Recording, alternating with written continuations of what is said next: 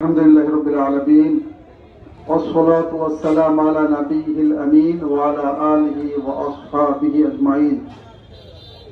বাংলাদেশ জামাত ইসলামী ঐতিহ্যবাহী বাসর ইউনিয়ন কর্তৃক আয়োজিত এই আলোচনা সভা, দোয়া মাহফিল ও গণমিছিলের সম্মানিত সভাপতি, উপস্থিত থানা নেতৃবৃন্দ, জেলা মেহমান এবং আমার একান্ত আত্মার আত্মীয় দায়িত্বশীল কর্মী,